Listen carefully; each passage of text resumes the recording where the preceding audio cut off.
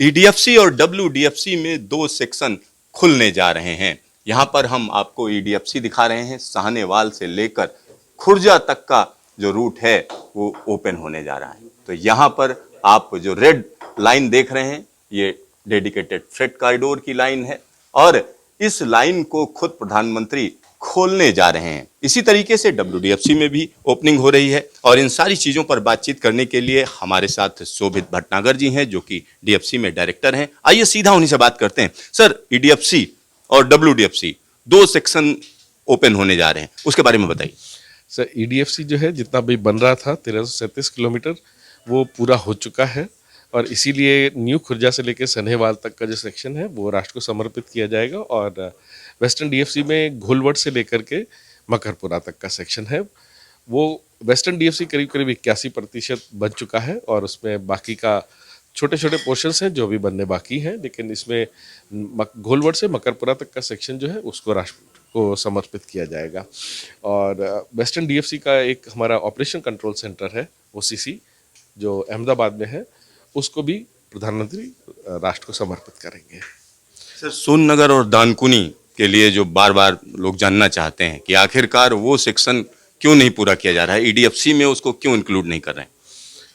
Sir, वो अब थोड़ा पॉलिसी इशू है, लेकिन हाँ उसमें भी कुछ पोर्शन को कंसिडर किया जा रहा है अंडाल तक का और अंडाल के आगे का थोड़ा अभी फंडिंग के इश्यूज थे इसलिए अभी रोका हुआ है।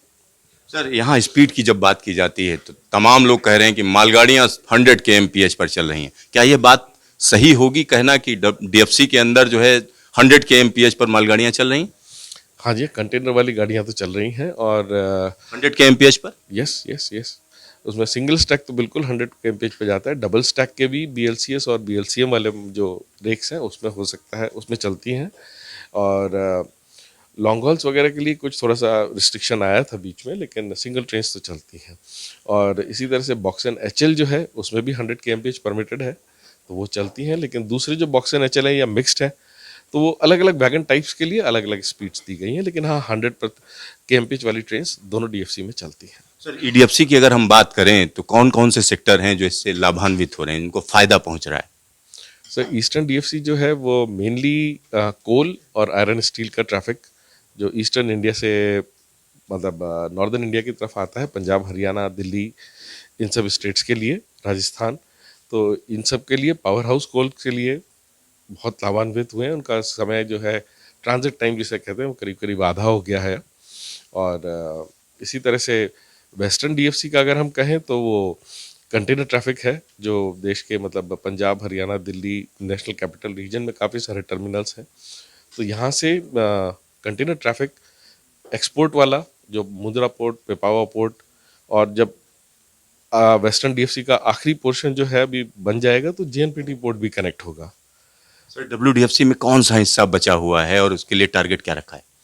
सब छोटा सा पोर्शन है करीब 104 किलोमीटर का बेतरना से जेएनपीटी तक का, और इसके लिए अगले साल मार्च तक का टारगेट है। सर, एक आखिरी सवाल है, अगर हम अब तक जो ट्रेनें चली हैं उनकी बात करें, नंबर्स की बात करें, तो अब तक कितनी ट्रेनें डीएफसी में जा चुकी हैं?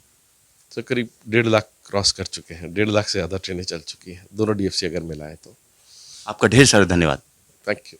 तो यहाँ पर आप समझिए एक बड़ा बदलाव है क्योंकि 1.5 लाख मालगाड़ियां डीएफसी पर चल चुकी हैं और यहाँ पर हम आपको डब्ल्यूडीएफसी का हिस्सा दिखा रहे हैं कि किस तरीके से डब्ल्यूडीएफसी कहाँ से शुरू हो रहा है। न्यू दादरी से लेकर न्यू रेवाड़ी से तमाम हिस्से हमने आपको दिखाए, न्यू फुलेरा, और ये सारा का सारा सेक्शन हम कह सकते हैं कि अब कहीं ना कहीं इसको न्यू मकरपुरा से सानंद तक का और ये इलाका जिसको हम गोथम गांव कह रहे हैं, यहाँ तक का इलाका हम कह सकते हैं इसको कहीं ना कहीं लोकार्पण किया जा रहा है।